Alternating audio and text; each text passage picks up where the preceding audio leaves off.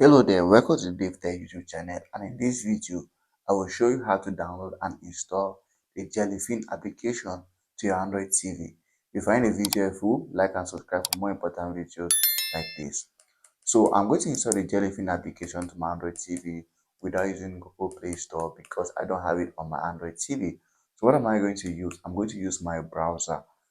It's going to be my Google browser. You can try this with any other browser that you have on your Android TV. It is simple.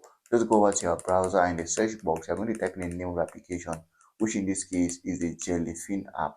So I'm just going to type in Jellyfin app, which is this, or Jellyfin. Once you type in, you're going to search and you're going to see results like this. As you can see on my screen, here are the two results that are from the Google web version of Play Store.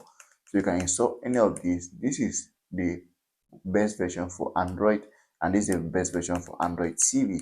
So I can go over here and I click on this, and then I'll go ahead and install the application to my Android TV by just clicking install over here. When I click install, the application is going to start installing.